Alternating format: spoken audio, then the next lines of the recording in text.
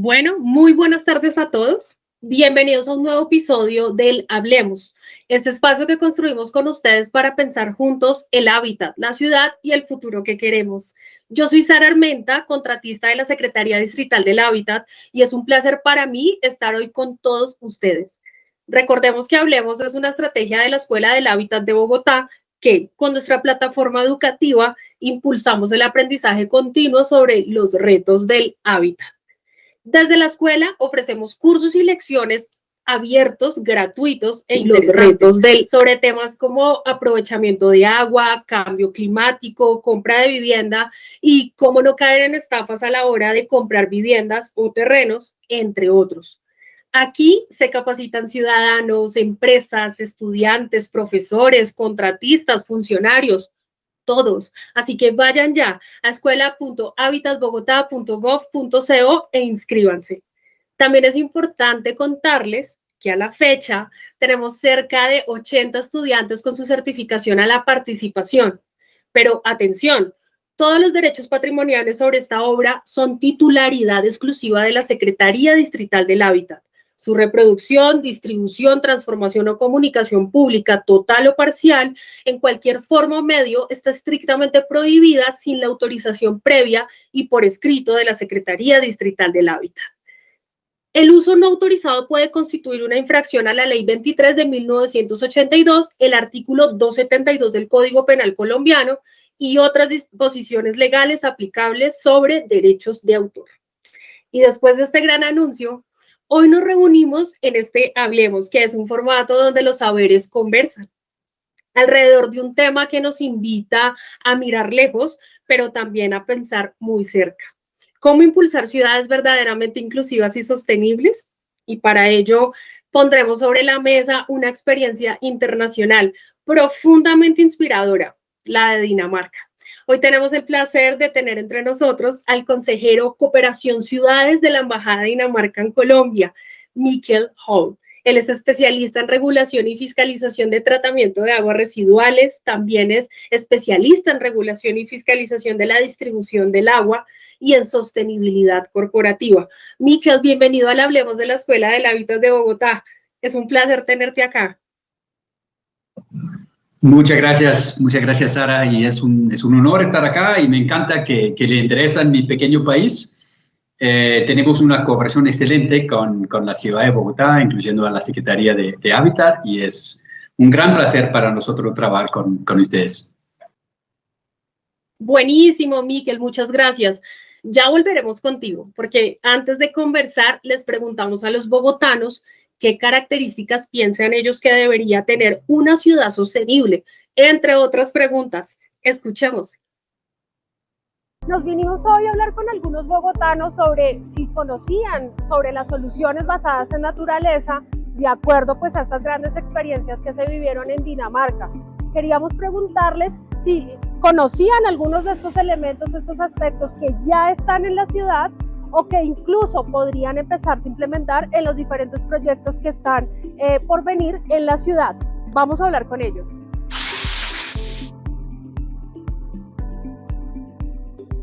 Pues con la contaminación que hay, muchas veces se siente uno un poco congestionado por la cuestión del humo. Como ser humano tenemos que ayudar cada día sembrando, aportando un granito de arena cada día, como lo es no arrojar basura a la calle para ayudar a la contaminación.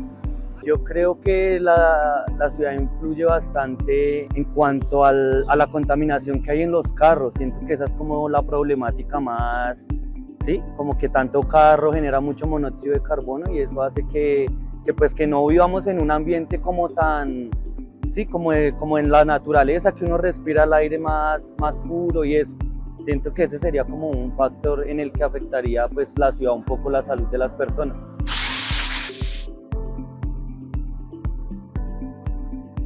Pues aquí en Bogotá yo siento que más que todo en los parques es donde se ven las zonas verdes, es donde uno puede ver árboles, flores. Pues aquí en Bogotá gracias a Dios tenemos el jardín botánico también, tenemos los cerros orientales que pues es un pulmón bastante grande para la ciudad, hay varias reservas también, ¿cómo es que se llama eso?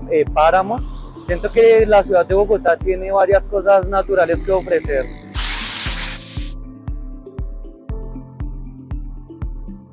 Yo creo que una ciudad sostenible debe tener más que todo lugares donde la gente pueda reciclar. Siento que a esta ciudad le hace falta mucho como espacios donde la gente pueda orinar, porque es que la gente ahí a veces es muy cochina. Siento que se orinan en las calles y más que todo pues los habitantes de calle y eso. Entonces yo siento que si hubieran lugares, no sé, como orinales públicos donde la gente, sí, pues hiciera uso de eso, como en otros países que están los orinales pues en las calles, así, mejoraría un poco más. También el tema del reciclaje es bastante importante. Es que más que todo es como de cultura, ¿sí? La gente arroja mucho basura a la calle, muchos desechos, escombros. Si la gente tuviera esa cultura, digamos, oiga, hay un lugar donde hay escombros y allá se puede ir a botar ese escombro y la gente ya supiera que ese lugar está diseñado para los escombros, pues va y lo hace allá. Lo mismo pasa pues como lo que te decía de los baños. Si digamos hay un orinal, pues uno no busca orinarse en la calle, en un poste, en un jardín o algo, sino que uno ya sabe, ya está el orinal, voy a hacer uso de ese orinal. Creo que esas serían como las mejoras que podría tener la ciudad para que no haya como tanto contaminación y eso.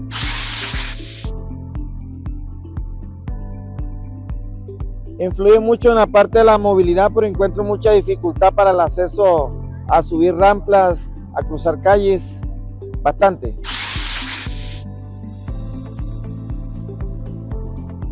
Siempre el aire que respiramos al diario vivir.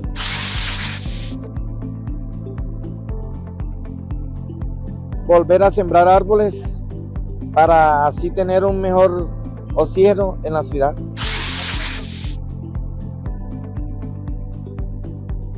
En una ciudad sostenible, pues la parte ambiental fundamenta mucho en sus quehaceres y la parte arquitectónica, como la llevemos a futuro. Aquí sí pasa. Bogotá, mi ciudad, mi casa. Alcaldía Mayor de Bogotá. Y hoy están aquí con nosotros para contarnos de primera mano qué vieron, qué aprendieron y qué ideas se trajeron para Bogotá. En este espacio, los ponentes compartirán sus experiencias enriquecedoras. Hoy contaremos con la participación de María Paula Salcedo Porras, la subdirectora de Información Sectorial de Secretaría Distrital del Hábitat. Ella es economista, especialista en Derecho Urbano y máster en Planeación Internacional y Gestión Urbana y Sostenible. Marisol es funcionaria de la Secretaría, ella es Marisol Murillo, y es contadora, especialista en auditoría forense y certificación internacional en NIF plenas y para pymes. Actualmente, ella está finalizando una maestría en contabilidad y finanzas. También estará con nosotros Redi Adolfo López López, subsecretario de Planeación y Política de la Secretaría Distrital del Hábitat.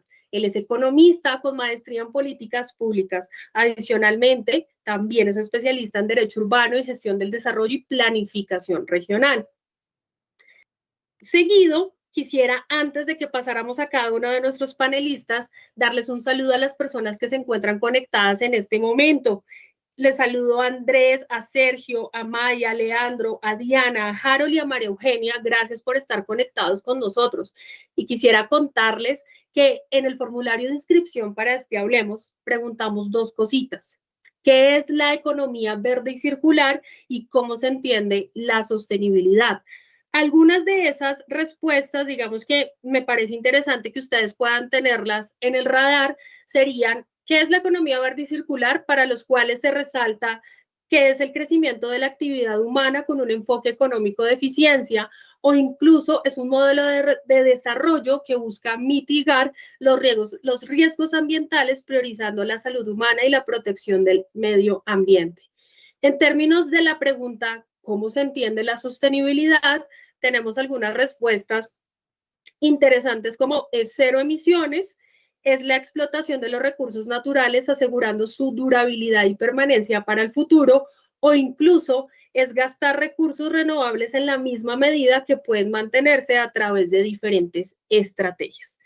Teniendo en cuenta estas respuestas y siguiendo en este viaje del saber, quisiera darle la palabra a María Paula Salcedo. para que nos comparta pues todas esas experiencias que ha traído desde Dinamarca el día de hoy. María Paula, tienes la palabra. Muchas gracias, Sara, y bueno, un saludo para todas las personas, estudiantes de la Escuela del Hábitat. Para nosotros siempre un placer poder compartir con ustedes las diferentes experiencias y poder, por supuesto, aprender de otros entornos para que nuestra ciudad y nuestro país, pues, por supuesto, tenga muchas más alternativas para solucionar las distintas situaciones que enfrentamos. Y bueno, adicionalmente, un saludo pues súper especial a Miquel de la Embajada de Dinamarca y pues extenderle un saludo que le envía la secretaria Vanessa Velasco y un agradecimiento inmenso, por supuesto, por esta cooperación que tenemos con ustedes, que realmente es muy enriquecedor. Y como lo van a ver, desde Dinamarca traemos unas experiencias que nos permiten reflexionar sobre cómo podemos hacer las cosas de una manera distinta. No se trata simplemente de venir a copiarnos de pronto buenas soluciones que funcionan quizás en otros territorios, sino ver cómo nosotros nos inspiramos basados en nuestras realidades. Entonces, con eso, pues quisiera que me pusieran la presentación para contarles un poco de ese conocimiento que adquirimos en este curso, que como están viendo en pantalla, fue un curso sobre sostenibilidad y desarrollo urbano inclusivo, donde tuvimos la oportunidad de compartir con personas de distintos países, personas de China, de Brasil, de Marruecos, de Sudáfrica, de Ghana. Entonces, pues fue un intercambio cultural bastante valioso que nos permitió, pues por supuesto, aprender y reflexionar sobre cómo estamos en nuestro país, en Bogotá, atendiendo las distintas problemáticas que tenemos. Entonces, pasemos por favor a la siguiente diapositiva. Para empezar, quiero contarles, allí en Dinamarca tienen una forma y están empezando, digamos que a utilizar de una manera más masiva una forma diferente de abordar las problemáticas de ciudad. Entonces, pasemos a la siguiente, una forma innovadora, donde hablamos de los problemas complejos. Entonces, aquí lo que nos viene un poco las reflexiones que usualmente estamos acostumbrados a pensar quizás unos problemas de una manera ordinaria, donde tenemos un problema y llegamos a una solución. Digamos que ahí en la imagen ustedes pueden ver que está partiendo como en el tablero de A a B. Usualmente uno dice, bueno, pues tenemos un problema como vamos a ver en una diapositiva más adelante de tráfico. ¿Cuál es la solución? Entonces uno lo primero que piensa pues es construir vías. Y terminan siendo soluciones fijas, únicas y estáticas las soluciones que se le dan a esos problemas.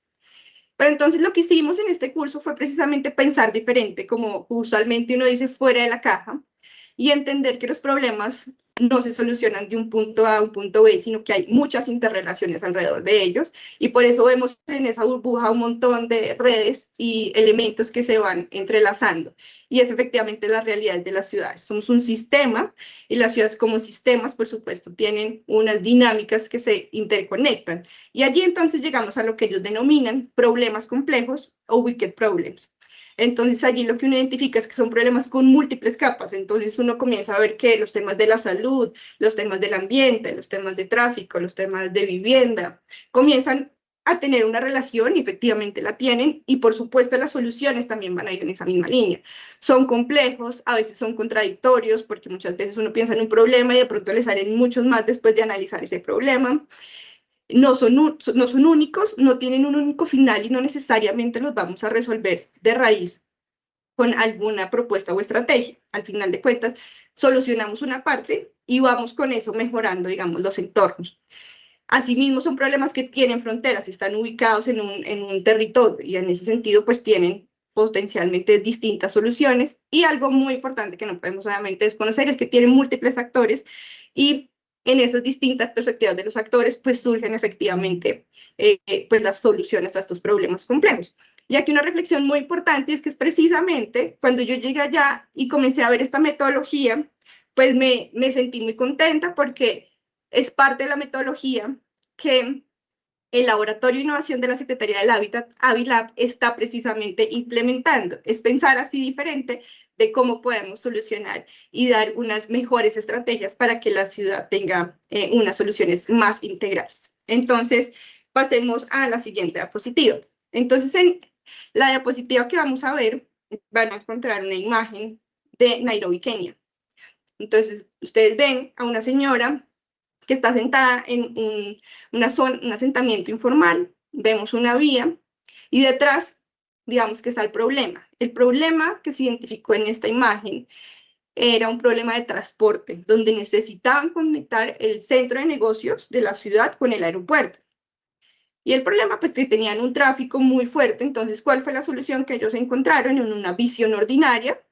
Pues la solución más evidente que encontraron fue hacer una vía. Construyeron la vía y, como ustedes están viendo allí en la imagen, el trancón continuó y la vía pues no la usa prácticamente nadie porque es una vía que tiene que pagar peajes. Entonces aquí lo que encontramos es que fue una visión ordinaria donde no se tuvieron las diferentes complejidades alrededor de esta situación. Entonces la situación no se resolvió y generamos un problema de desplazamiento de una comunidad que allí se asentaba, construyendo una vía que no solucionó un problema. Entonces, digamos que esto es como un ejemplo de cómo podemos ver que las soluciones tradicionales normalmente no son las mejores. Continuemos. Otro ejemplo que les traigo aquí es un caso práctico de lo que hicimos en el curso. Entonces, dentro del curso teníamos que identificar una problemática de alguna ciudad. Este es el caso de unos compañeros que son de Medellín y escogieron el caso de la Quebrada Santa Elena, donde la problemática pues surgía a partir de unas inundaciones muy fuertes que se generaban de lluvias torrenciales que se llevaban las casas, y ellos hicieron, digamos, todo este análisis de problema de sistemas, que es esa imagen que ustedes ven con muchos colores y muchas líneas. Pues precisamente esa es la forma de pensar, donde pensamos cómo se cruzan actores, cómo se cruzan problemas, cómo se cruzan todos los elementos, y a partir de esto, ellos, digamos, proponen una solución, y allí en este dibujo que fue diseñado por uno de los arquitectos del grupo, decidieron hacer una solución basada en la naturaleza, que ya vamos a ver cuando Marisol nos presente de qué se tratan esas soluciones. Y allí ellos encontraron una solución para atender un problema social, pero también un problema ambiental. Entonces, este es otro ejemplo ya un poco más práctico para nuestras ciudades. Continuemos. Y un caso específico de Dinamarca. Entonces, están viendo en pantalla, esta es la ciudad de Aarhus, es la segunda ciudad más grande de Dinamarca, tienen cerca de 350.000 habitantes. Entonces, esta ciudad la visitamos. Y una de las experiencias que nos contaron es que hacia 1930 toda la ciudad se movía alrededor de estos canales y se movía alrededor de los ríos. La economía, pues digamos que es una ciudad vikinga y la economía, digamos que era fundamentada también en la pesca. Entonces todo se movía también alrededor del río. Sin embargo, comenzaron a haber también problemas como los que vimos que nos mencionaban algunos de las personas que entrevistaron. Había malos olores en el ambiente debido a que las aguas residuales se iban al río. Entonces decidieron tomar una decisión para resolver ese problema. ¿Y cuál fue la solución? Una solución ordinaria donde simplemente cubrieron el río y la volvieron una vía. Por supuesto, esto también fue una respuesta a la época un poco de la industrialización y de estos movimientos hacia una ciudad más motorizada, y decidieron cubrir el río y poner una vía que conectaba el puerto con el oeste de la ciudad. Continuemos. Sin embargo, con el tiempo, ellos se dieron cuenta que necesitaban volver a recuperar el río. Y entonces, hacia 1989, en los 90, comenzaron, 60 años después, a ver la importancia de los componentes naturales y de abrirse otra vez al río. Y allí, después de muchas discusiones, decidieron, ahí vemos un poco parte de las obras, romper esas vías, abrirse al río, que además no solamente se trataba de reconocer el río como un eje estructural de la ciudad, sino que de allí se derivaron distintos beneficios. Se generaron nuevos espacios urbanos de recreación, los comercios, digamos, alrededor de todos estos canales, por supuesto, generó una economía más dinámica, una integración social mucho más fuerte.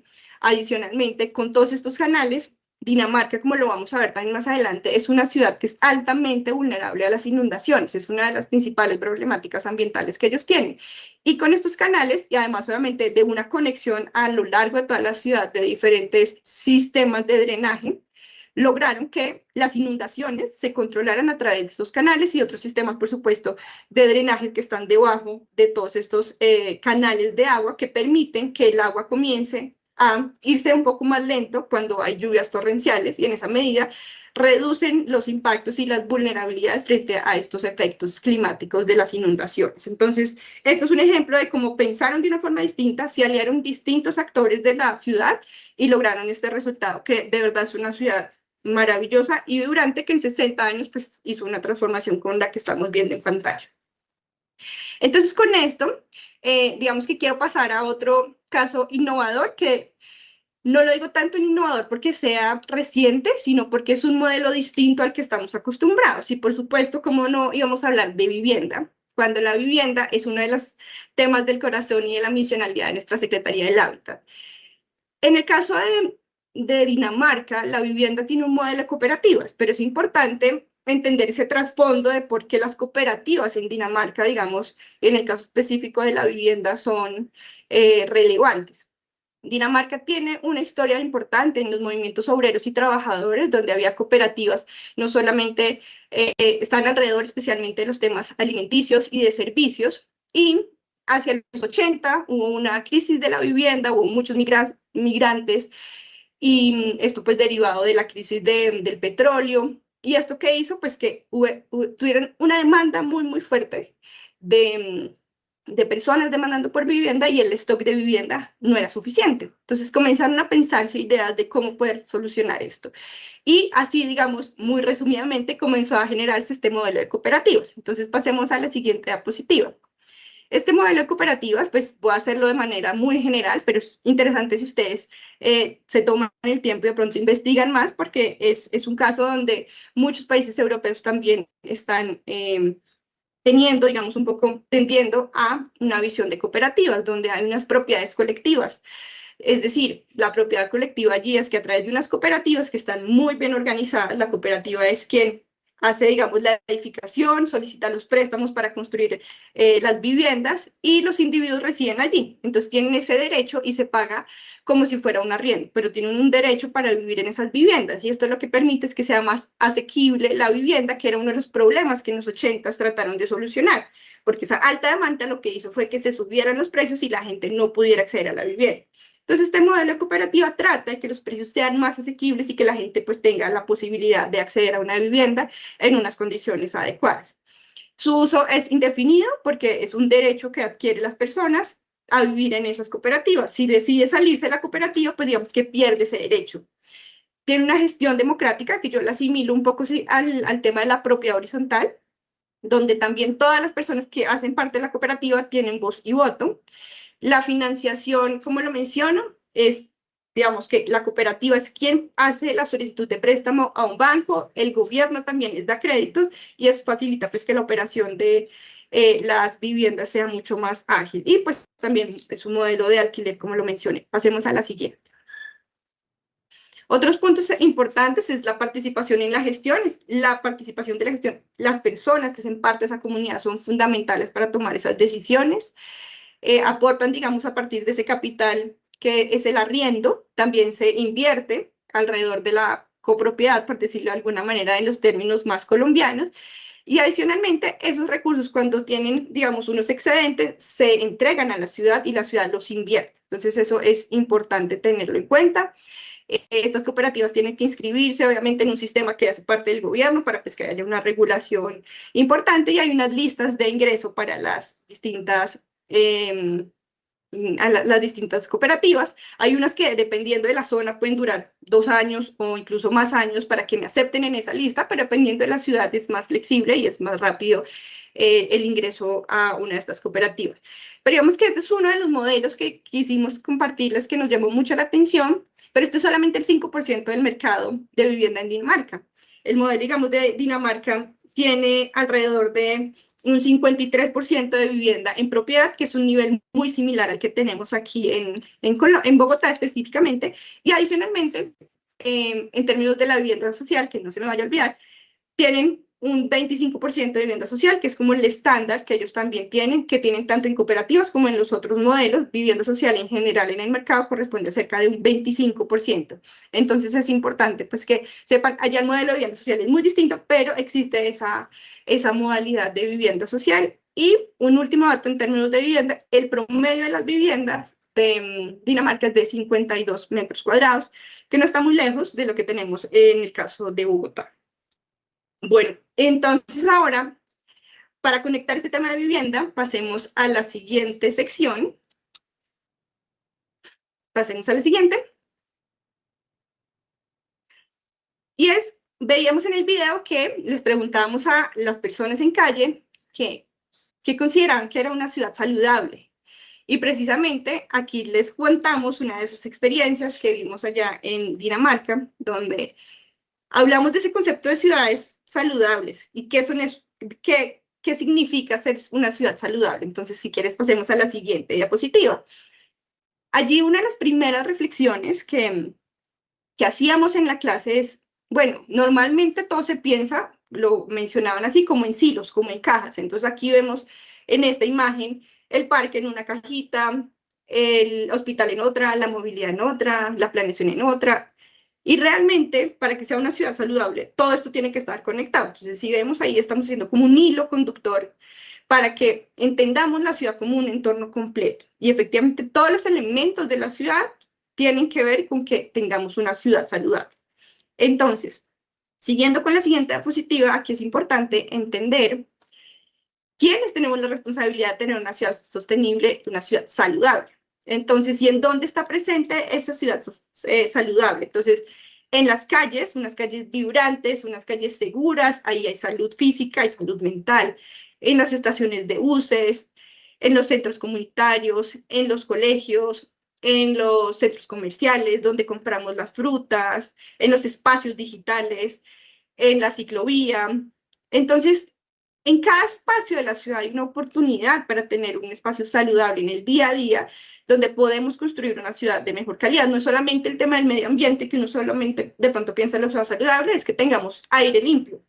Y definitivamente la ciudad saludable es lo que vivimos en el día a día. Y aquí hay un elemento muy interesante, si quieres pasemos a la siguiente, que es uno de los casos que más atención nos llamó durante el curso. Aquí estamos viendo una foto de, es una tienda de conveniencia, digamos como cualquiera de las que tenemos cuando vamos a la esquina a comprar alguna cosa para no hacer propaganda a ninguna de las empresas. Entonces aquí tenemos un Neto, que es una tienda de conveniencia, donde estamos viendo que al año tiene 600,000 visitantes. Y entonces decíamos, bueno, pues sí, un número muy alto parece, pero este número es exactamente el mismo número que tiene los hospitales en Dinamarca, 600,000 admisiones en Dinamarca. Entonces, este espacio se vuelve un espacio saludable en la medida en que la gente se invita a conocerlo, a entrar, a comprar, porque es un espacio seguro, es un espacio donde se sienten tranquilos, donde encuentran cosas que los hacen felices, donde compran las cosas para el mercado, para el almuerzo. Entonces, es un lugar común, pero que tiene un efecto profundo en la gente en la medida en que está allí y cumple una necesidad importante. Y al lado, digamos que es un poco como parte de la transformación, es tener espacios activos. Entonces sabemos que este Neto este centro de conveniencia tiene 600,000 visitantes al año. Se crea entonces un espacio mucho más activo donde tenemos aquí, por ejemplo, en pantalla, una playa donde están los niños jugando y comenzamos a abrir el espacio de una forma distinta, donde una tienda de conveniencia comienza a mover los espacios de una forma mucho más dinámica y a mover a la gente en la ciudad, que digamos es un poco el espacio que estamos viendo allí.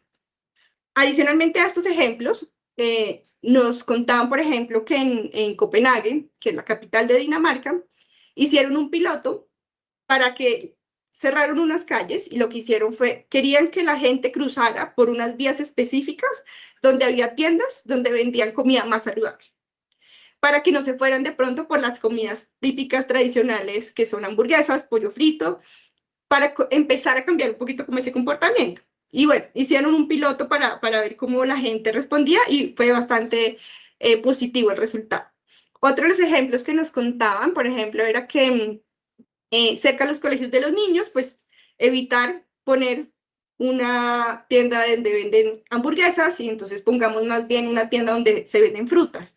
Y así entonces los comportamientos de los niños también a la hora de acceder a la comida, pues si yo voy pasando y veo una frutería, pues no voy a comprar es una fruta y no me va a comprar de pronto un paquete de papas o una hamburguesa. Son cosas muy pequeñas y elementales, pero que cambian un poco la mentalidad de qué es la salud en las ciudades.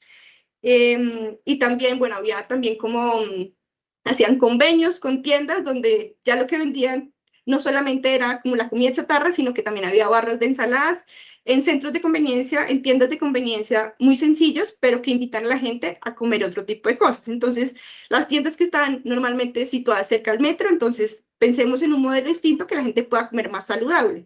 Y de esa manera también la empresa privada comienza a involucrarse en la salud de sus habitantes. Continuemos. Y ya con esto, bueno, voy cerrando. Aquí como 2 mensajes. Los lugares más comunes tienen un rol muy importante dentro de la salud de los ciudadanos y de sus ciudadanas, y parte también de nosotros. Aquí está un 7-Eleven. Este es el edificio, un Espiral, que era un edificio de vivienda social, pero no terminó siendo de vivienda social porque no terminó siendo muy costoso. Pero más allá de eso, la reflexión que les quiero dejar, sigamos con la última frase, es que, ¿por qué no invitamos en general a ustedes, a la gente con la que ustedes habitan, a adoptar comportamientos más saludables como parte de la vida cotidiana? Entonces, muchas gracias y pues doy paso a Sara. María Paula, muchas gracias. Bueno, pues, Miquel, adelante, queremos escucharte. Cuéntanos qué reflexión quisieras compartir frente a lo que nos ha contado María Paula Salcedo. Hola, muchas gracias. Y súper interesante que nos contaste, María Paula.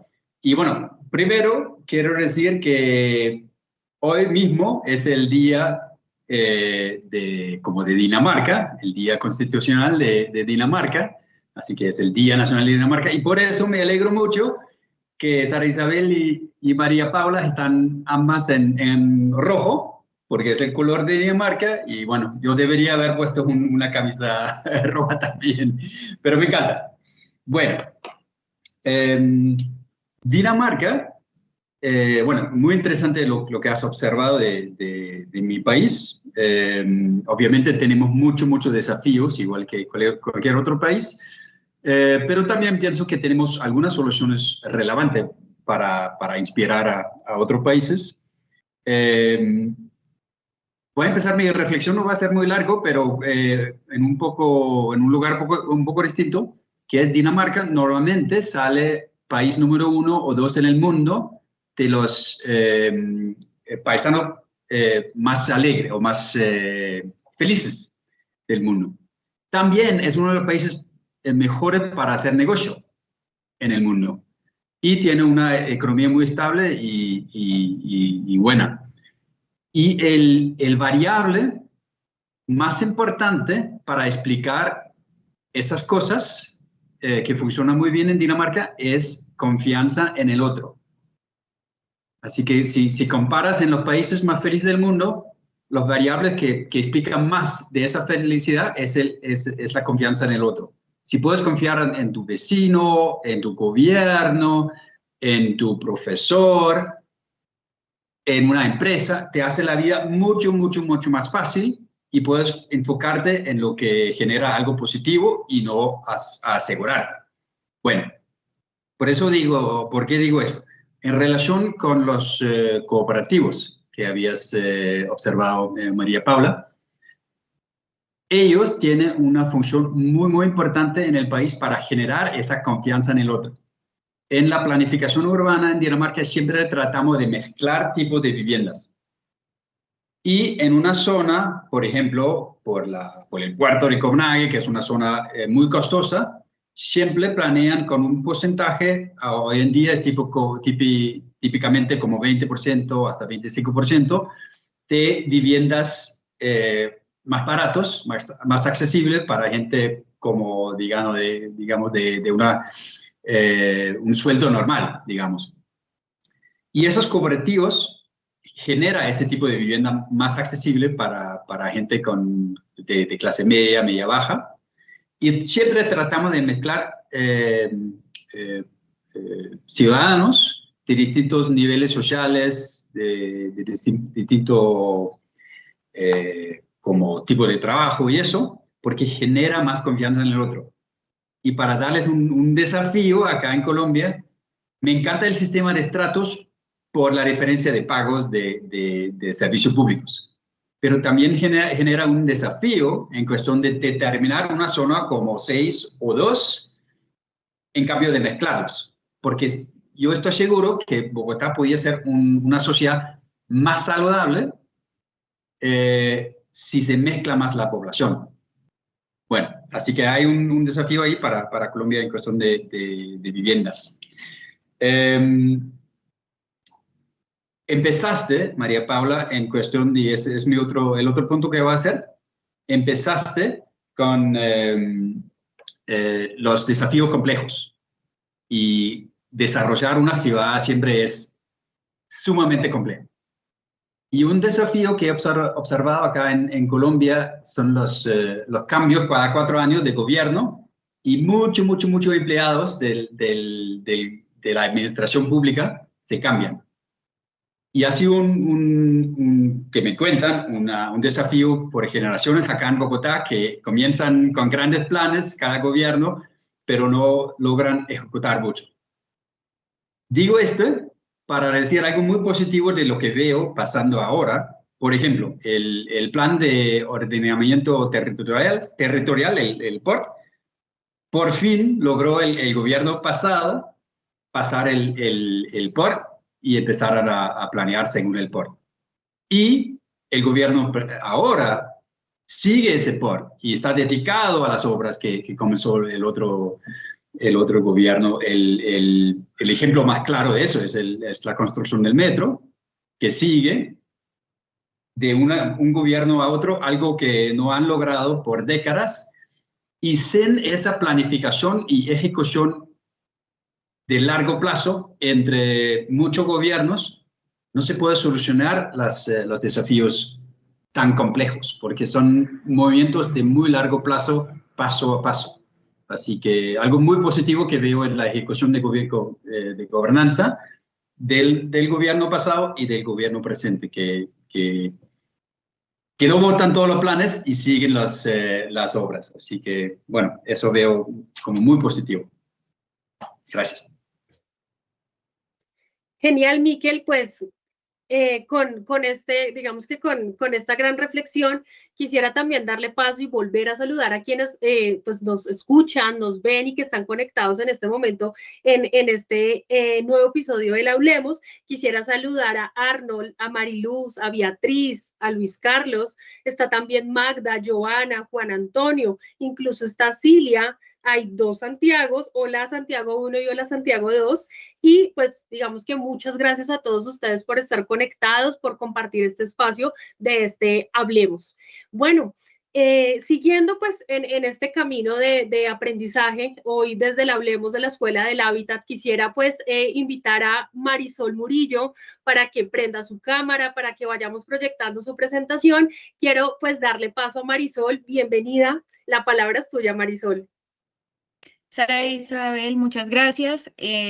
También quiero agradecer a la Embajada de Dinamarca en Colombia y a la Embajada de Colombia en Dinamarca por prestar estos servicios, acercarnos a su país. Esta cooperación internacional que se da con Colombia nos permite conocer soluciones sustentables y que sean sostenibles a largo plazo para nuestras ciudades.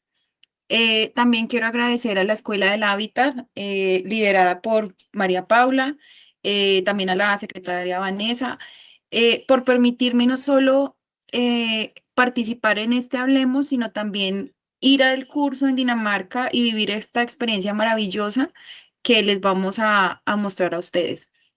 No siendo más, doy paso a la explicación que tengo. Si me ayudan, por favor, pasando la diapositiva. Vamos a hablar de las soluciones basadas en la naturaleza, como lo mencionaba María. ¿Qué son las soluciones basadas en la naturaleza? Entonces, son intervenciones que imitan o utilizan procesos naturales para resolver desafíos urbanos y ambientales. ¿En qué se basan? Se basan en estos problemas complejos que nos explicaba previamente María, que es una metodología. Acá lo que estamos viendo es una imagen de un parque, unos edificios y una cancha de fútbol. Ustedes se preguntarán, bueno, ¿de qué manera la naturaleza está presente en tu ciudad? A veces nos limitamos a pensar que la naturaleza tiene un rol, que está ahí el árbol y pues decidieron hacer una cancha. Esto es una imagen tomada del Parque Carlsberg en Copenhague. Lo que nos muestra acá es un encerramiento, esa cancha es un encerramiento que está ideada a propósito para que cuando haya muchas lluvias, cuando hayan inundaciones, que es uno de los mayores riesgos ambientales que tiene esta ciudad, a propósito, esta cancha se inunde y no afecte el tránsito de las personas. Como podemos ver en la imagen, vemos personas llevando en coche a sus hijos, vemos personas que pueden estar en silla de ruedas, pueden estar discapacitadas momentáneamente, tener algún tipo de discapacidad que no va a afectar la movilidad de las personas. Estos son, digamos, retos y procesos que están dispuestos a asumir las personas de Copenhague con el fin de implementar soluciones naturales para que podamos tener mitigación de riesgos y pues claramente una ciudad sostenible. Por favor, continuemos con la presentación. Listo.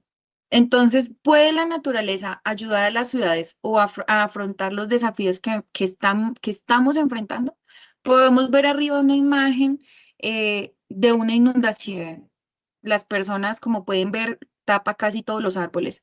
Pero, ¿qué está detrás de estas inundaciones? Las deforestaciones, el botar basuras. A veces vamos en la calle, no vemos una caneca, botamos un papel, botamos el paquete que estamos comiendo, lo botamos en la calle y ¿eso a dónde va a dar? Va a dar a las alcantarillas y las alcantarillas con los canales de agua lluvia llegan a los mares y a los océanos. También, ¿qué nos pasa? Estamos viendo erosiones en las partes costeras. Esta ciudad de Copenhague, digamos, como limita con el mar, entonces también está previniendo que no hayan erosiones en las costas, que es algo que también podemos pensar acá en Bogotá y en Colombia. No arrojar lo que nos decían los ciudadanos que entrevistaron previamente, no arrojemos basura porque finalmente esa basura llegará a algún lugar y finalmente nos va a afectar en nuestro entorno y en nuestra vida digna. Por favor, continuemos con la presentación. ¿Qué son las soluciones basadas en la naturaleza? Como les decía, están inspiradas y respaldadas por la naturaleza. También se mira un enfoque financiero, que sean rentables, pero que también proporcionen beneficios ambientales, sociales y económicos. Entonces acá ampliamos nuestra mente a que no solo los beneficios deben ser económicos, los beneficios también deben ser para la movilidad, para las personas, para los niños, para los animales, para que toda esa ciudad sostenible se desarrolle en una resiliencia. Entonces, ¿qué hace estas soluciones basadas en la naturaleza? Tienen distintas familias. Están las familias que son urbanas, está la infraestructura azul, infraestructura gris-verde, que lo podemos ver más adelante en imágenes, que es combinar soluciones híbridas entre el concreto que tenemos en las ciudades, pero también los árboles, la vida que tenemos en las vegetaciones y en el agua. Y también soluciones en los edificios. Podemos ver que podemos tener plantas dentro de nuestros edificios, jardines, techos y paredes que tengan vegetación que nos provean. Claramente, cuando uno va caminando y ve un espacio verde, se siente más tranquilo, se siente feliz. Y no solo aporta felicidad a las personas, también aporta una disminución en la emisión de gases invernadero, gases de CO2, que también ayudan a nuestro ambiente y mejoran en la calidad del aire que estamos respirando, que finalmente también se conecta con lo que nos decía María respecto a la salud. Si yo respiro un aire limpio, tengo salud. Entonces, ¿a qué se enfocan las personas en Copenhague? A que tenemos un Estado que nos debe garantizar una vida digna, una vivienda digna, unas ciudades sostenibles que nos provean felicidad. Sigamos, por favor. ¿Qué pasó el 2 de julio del 2011 en Copenhague? Entonces, lo que se conoce como la tormenta de los 1000 años.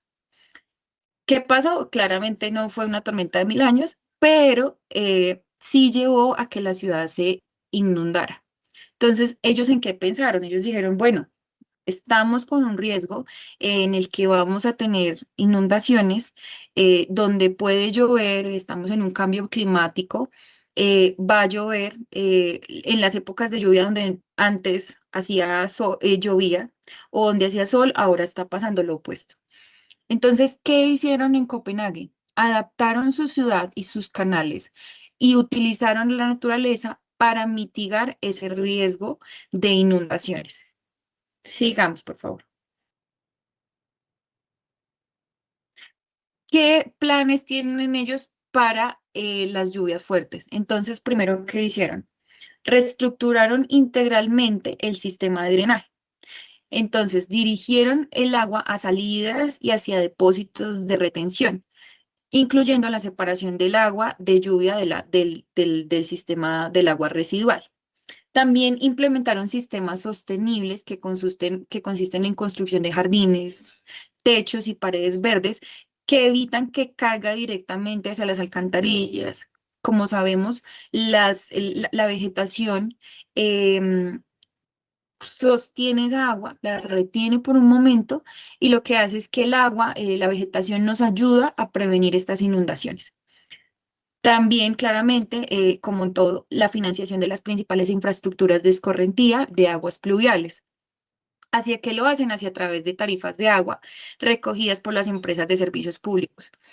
Esto principalmente fue un reto en la ciudad de Aarhus, donde se tuvo que asociar el gobierno de Aarhus y la empresa privada y hacer una estrategia, como lo mencionaba también María, hace 60 años, para que los canales se interconectaran y pudieran proveer no solo un servicio público de agua de calidad, sino que también previnieran esa inundación que va a tener en un futuro, debido al cambio climático, una ciudad como Aarhus.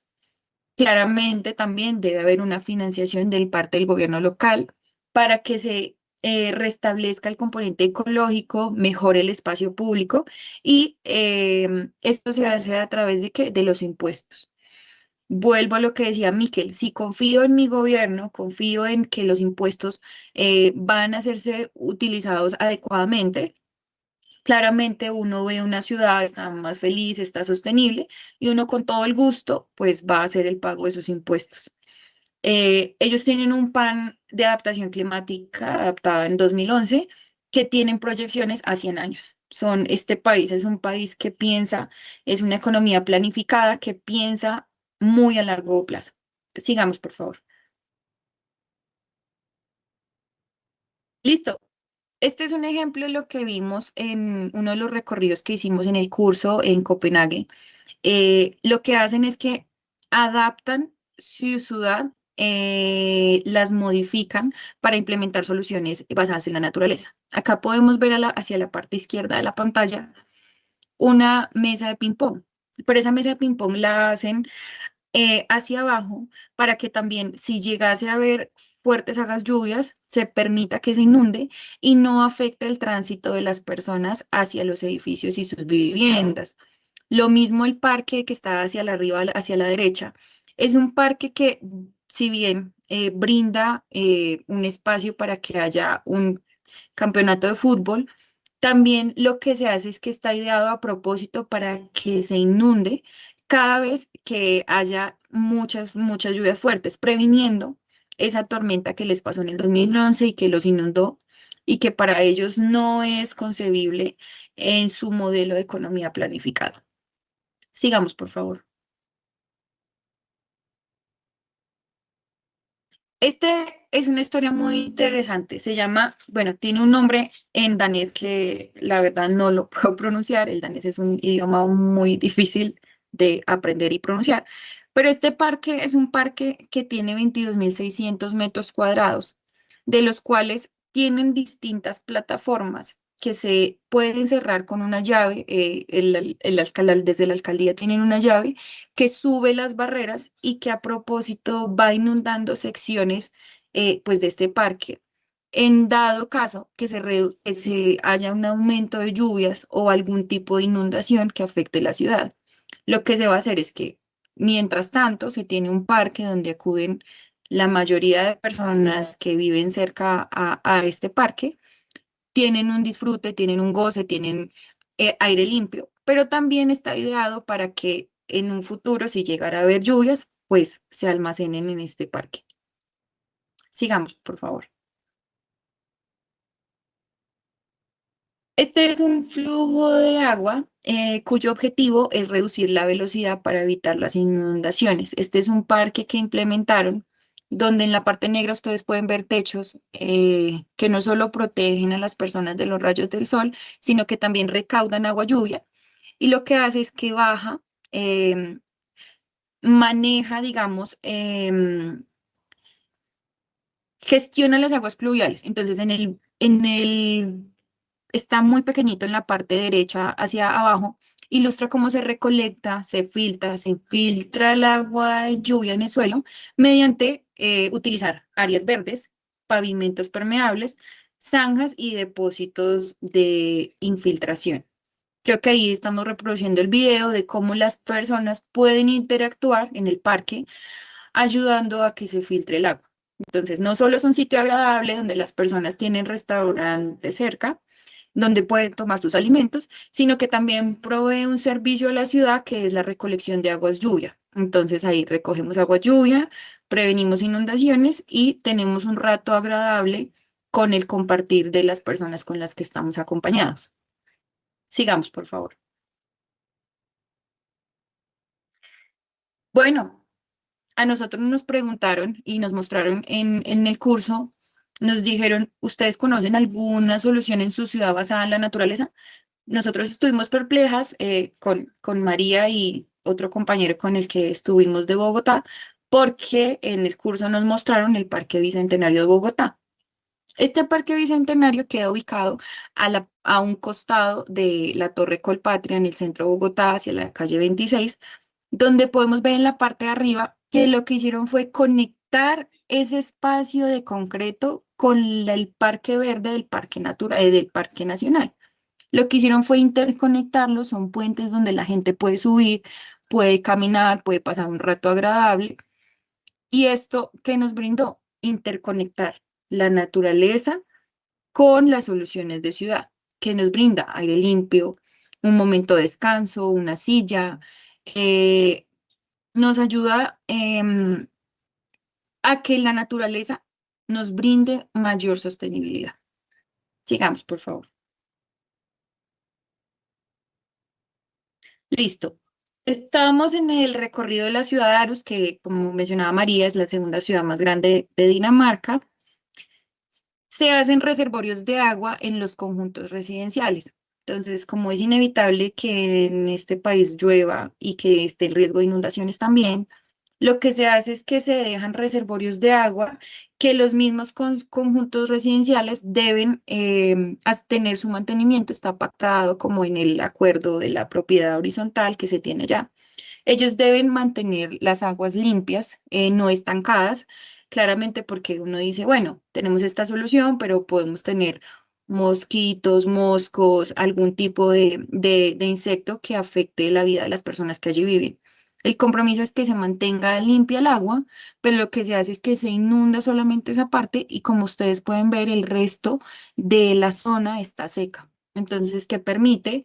Que las personas puedan transitar tranquilamente dentro de su conjunto, jugar los niños, y ya saben que ese sector que está ahí es un reservorio de agua. Sigamos, por favor. Como les decía, dentro de las calles se están haciendo no solo sitios para que las personas puedan disfrutar, ahí están unos escalones para que la gente se siente, los niños juegan, pero también para que esos sitios se inunden y las aguas lluvias se recauden, y también para que evite que se drenen más rápido los alcandillados el alcantarillado tenga un drenaje más lento. Entonces, nos decían, ¿tú crees que las soluciones basadas en la naturaleza pueden ayudar a atenderlos? La respuesta definitiva es sí. Claramente nos dimos cuenta que esto puede ayudarnos, puede ayudar a la ciudad. Siempre es agradable ver más verde en tu ciudad, los corredores verdes, las vías. El solo hecho de ver un pedacito verde en el concreto te alegra el día. Entonces creo que esa es la idea que nos quisieron transmitir dentro del curso. Sigamos, por favor. Listo. Nosotros queremos también compartirles en el curso que tuvimos de sostenibilidad.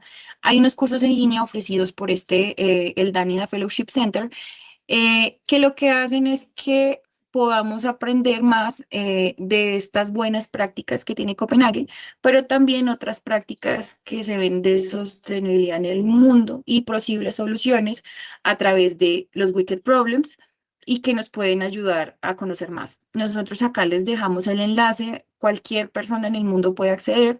Digamos que el único obstáculo que podemos ver es que están en inglés, pero pues la idea es que esto no sea un obstáculo, puedan acercarse, aprender, conocer. También el Dania Fellowship Center otorga unas becas para que las personas que quieran continuar con sus posgrados, pregrados, maestrías, doctorados, puedan hacerlo teniendo unas financiaciones y puedan hacerlo en las distintas universidades en Copenhague y en Dinamarca.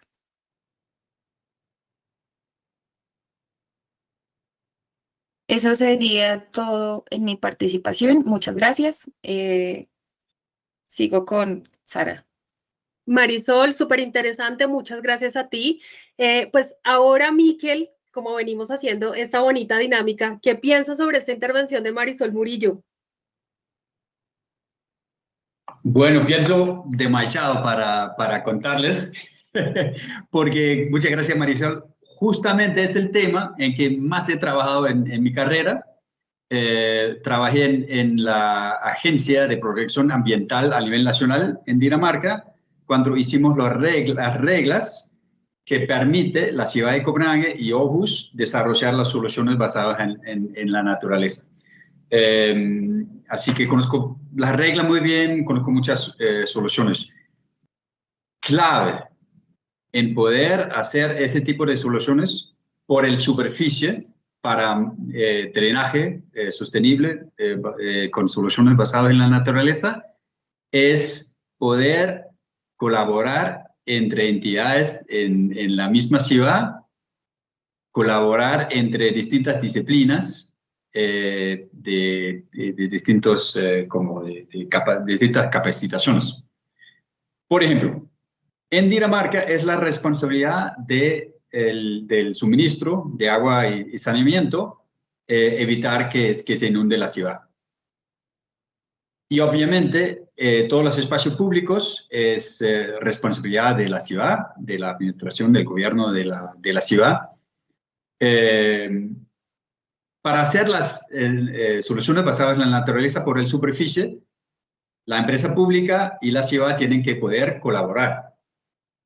Y necesitan poder colaborar en cuestión de los que manejan parques, los que manejan la movilidad, los que planean la ciudad con la capacitación técnica de la empresa pública. Y ahí, bueno, cambiaron las reglas para hacer esto posible. No voy a contar muchos detalles de eso, pero lo digo para conectar ese tipo de soluciones con la situación hoy en día en Bogotá. Lo que yo veo es que ustedes tienen una riqueza de soluciones basadas en la naturaleza porque todavía tienen bosques en las montañas y tienen humedales en la sabana. Y esas dos cosas obviamente es clave. Los bosques aseguran que no se deslice el borde de la ciudad y que el agua no se junta tan rápido en las quebradas. Y los humedales asegura que no se inunde zonas residenciales, zonas comerciales en la sabana. Así que hay que cuidar esos recursos. Ese para mí me parece lo más importante.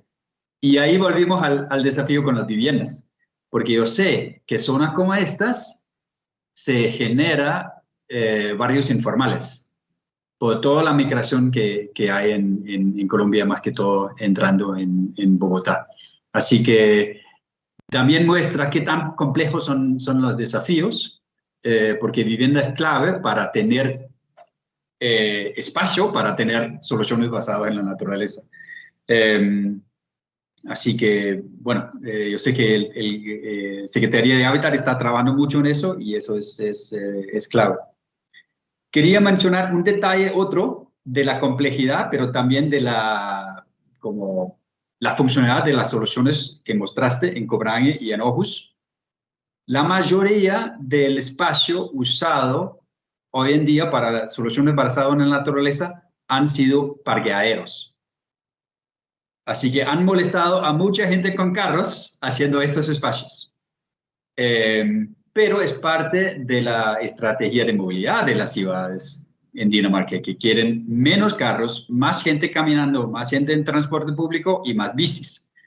Así que están sacando parqueaderos de la ciudad. Molesta a unos pocos, pero genera una ciudad mucho más atractiva, con más espacio para encontrarse y más espacio para hacer ese drenaje en soluciones basadas en la naturaleza. Así que ahí hay otra dimensión de complejidad, que todo el sistema de movilidad también tiene que ser parte de la estrategia de este tipo de soluciones.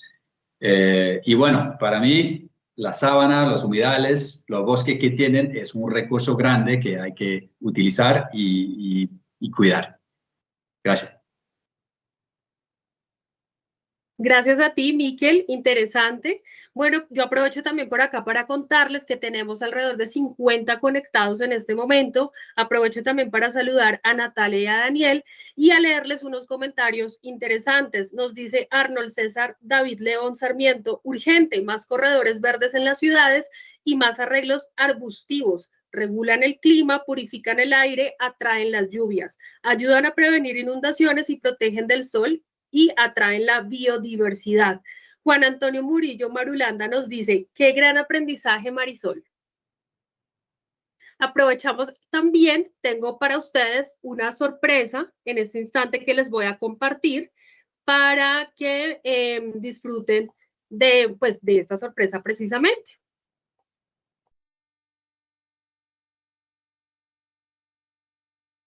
Hola, estudiantes de la Escuela del Hábitat. Soy Nicola Tollén, soy profesor en la Cátedra UNESCO de Resiliencia Urbana en la Universidad del Sur de Dinamarca.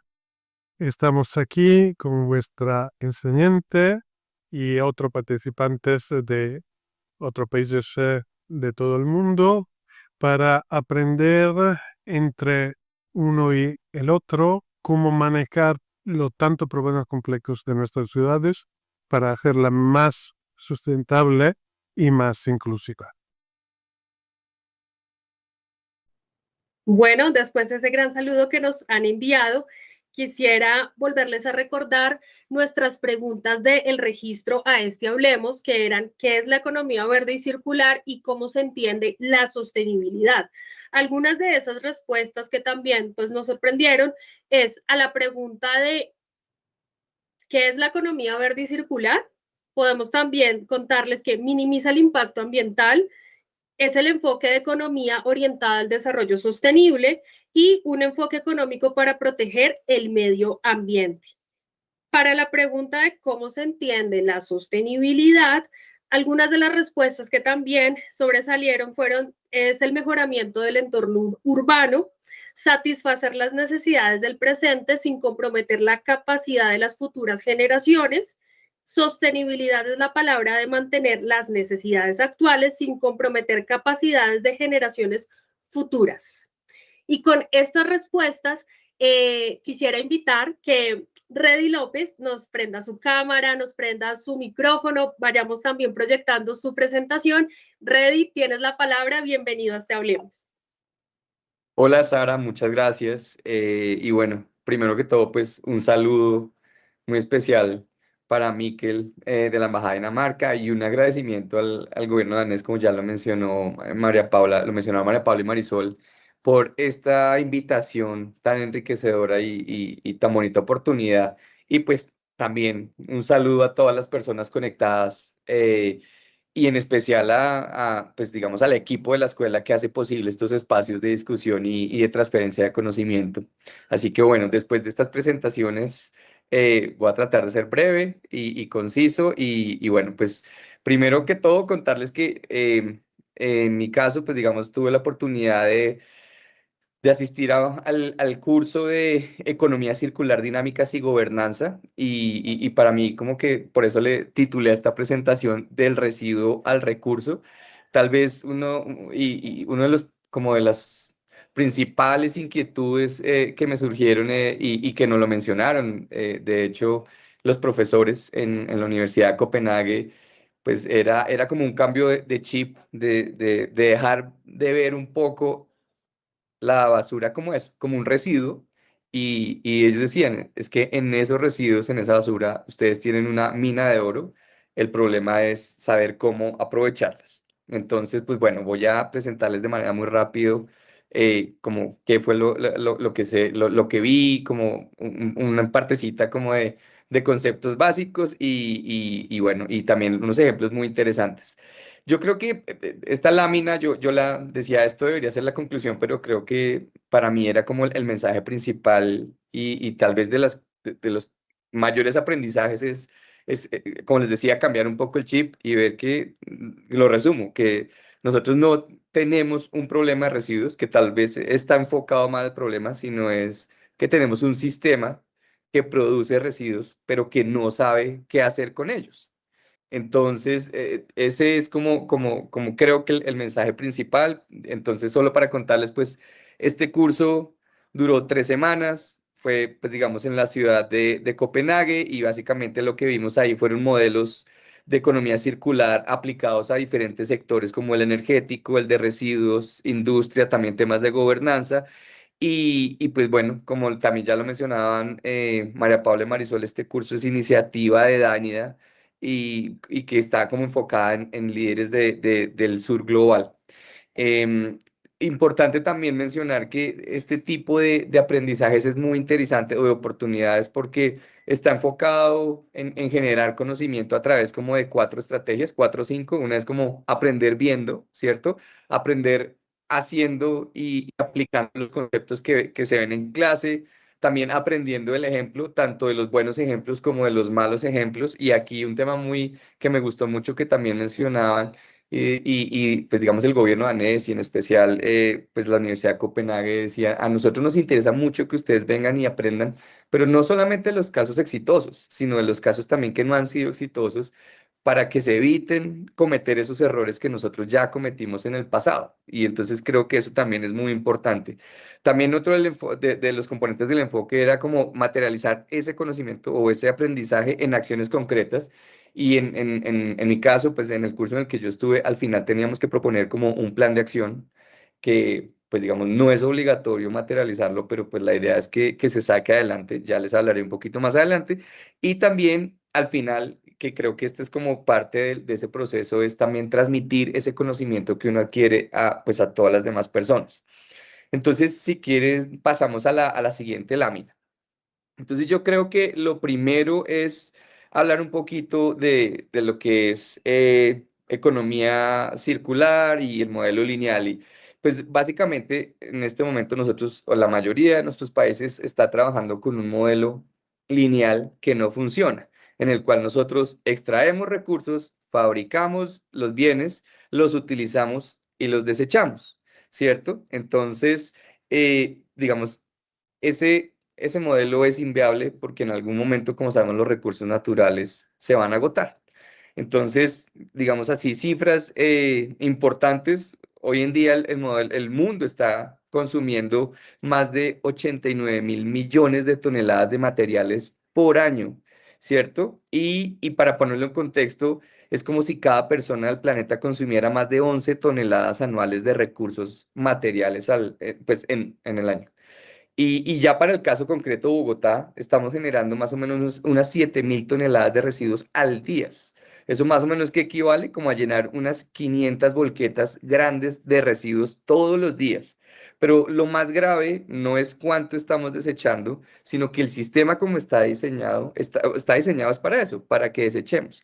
Entonces aquí simplemente en la lámina lo que podemos ver es al final, pues digamos, con el modelo de economía lineal, circular, lo que queremos es reducir la mayor cantidad posible de todos los residuos o el material que podemos aprovechar, porque esto al final, ¿en qué redunda? En que vamos a generar menos presión sobre los lugares donde estamos disponiendo los residuos, ¿sí? Como en el caso de Bogotá, que es Doña Juana, porque eventualmente también, pues el suelo es un bien finito y se nos está acabando el suelo y tenemos que optimizar la vida útil de estos lugares para disponer los residuos.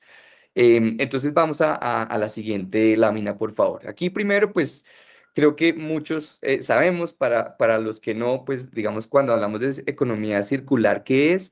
Entonces, digamos que la definición formal o alguna de las muchas definiciones es que es un sistema económico que busca reemplazar ese modelo lineal que les mencionaba en la lámina anterior, que quiere decir tomar, hacer o producir y desechar, y pasar a un modelo como circular o como un bucle cerrado, ¿cierto? Que va a minimizar los residuos y que maximiza el valor de los recursos. Entonces aquí también por eso dejaba este mensaje en la lámina y es que economía circular, ¿cierto? No es reciclar, porque todo el mundo se imagina que reciclar es el objetivo de la economía circular. No.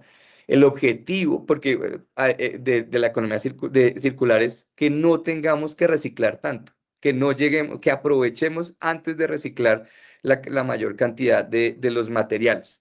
Entonces aquí, por ejemplo, pues un dato importante es que pues, se estima más o menos que el 80% del impacto ambiental de un producto se define en la fase de diseño. ¿Y por qué lo menciono? Porque cuando uno piensa en Dinamarca y en estos países del norte, Suecia, uno se imagina, sí, son las sillas lindas, las lámparas bonitas y de verdad, pues que todo tiene un sentido y por eso ellos piensan todo desde el diseño.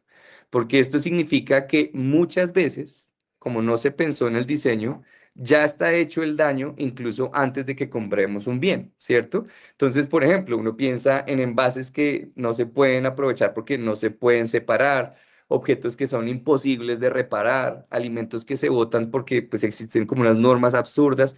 Todo eso se podría evitar si desde el momento en que se está diseñando, o sea, los bienes, se piensa un poco en cómo aprovechar al máximo los materiales que los componen. Entonces, vamos, porfa, a la siguiente lámina. Entonces, aquí, digamos que esta lámina es, primero, pensar que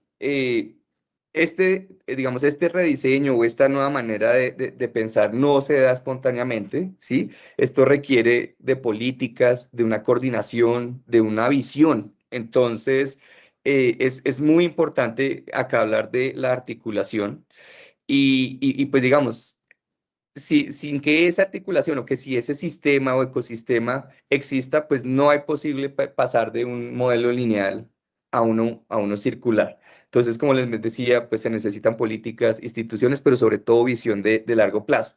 Pues en Dinamarca, entonces es como algo que también a mí por lo menos me llamó mucho la atención y es que la economía circular está integrada en la política industrial desde hace más de 20 años. O sea, nosotros que estamos hablando ahora de integrar, ellos ya lo vieron desde hace más de 2 décadas. No quiere decir que esté mal, que nosotros lo estemos comenzando a ver, sino que justamente la importancia de estas experiencias es ya aprender de esa experiencia, de ese camino que han recorrido países como Dinamarca. Y aquí también es muy importante entrar a jugar otro concepto dentro de la economía circular, que como les mencionaba, todo el mundo se imagina que es reciclar y no, es más estructural y va a todo el tema desde el primer momento de la concepción de la producción, pero adicionalmente de la innovación. O sea, la innovación es un concepto clave en el tema de economía circular. Y, y pues digamos que diseñar ecosistemas la innovación a qué le apunta, a que se diseñen estos ecosistemas que van a premiar lo sostenible, pero que esto implique reglas claras, inversión y colaboración real. Entonces, aquí un ejemplo es, por ejemplo, valga la redundancia, y es que la Unión Europea, los sectores con mayor avance en circularidad son los electrodomésticos, materiales de construcción, pero ¿qué es lo que tienen en común? Que son aquellos sectores donde existen políticas claras, incentivos económicos y colaboración entre lo público y lo privado. Entonces, por ejemplo, ya en el caso concreto de Dinamarca, en Dinamarca más del 50% de los materiales de construcción se reciclan o se reutilizan gracias a que existe una regulación que obliga a clasificar desde la fuente. Entonces, muy importante hablar de, o sea, que esto requiere de una coordinación y una articulación entre la política, las instituciones, visión de largo plazo y también, pues, digamos, esa interacción entre el sector público y el sector privado. Pasemos a la siguiente lámina, por favor. Entonces, aquí también viene otro tema importante y es que si bien la lámina anterior mencionaba, pues, que es muy importante esta articulación entre digamos, varios de los sectores, a veces no es necesario que estos grandes cambios se den con grandes inversiones, ¿cierto? A veces es simplemente basta un pequeño empujón, un pequeño incentivo para que cambie un poco el entorno. Entonces, esto, pues digamos, no todo depende de las leyes o de la inversión. Entonces, como les decía, a veces esos pequeños cambios en el entorno hacen grandes diferencias en el comportamiento. ¿Y cómo se hace esto? A través de estos incentivos o pequeños empujones que en la literatura se conocen como los nudges. Seguramente alguno ha visto, hay un libro muy famoso que se llama Nudge y si no lo han leído, los invito a leerse, pero es básicamente lo que habla es de cómo con pequeños empujones se han logrado cambios muy, muy importantes. Entonces aquí simplemente en la lámina lo que les muestro es un poco esos nudges o esos pequeños incentivos que se utilizan para lograr un poco de cambio de conciencia. Entonces, por ejemplo, uno ve que pues sí, las canecas de basura en la calle, digamos, hay unos pasos pintados que llevan a la gente o lo indican dónde está la caneca de basura más cercana. O también las canecas de basura tienen avisos con corazones donde dice amor puro por Copenhague. Es decir, como que si tú amas tu ciudad, pues dejas la basura en donde tiene que dejarse.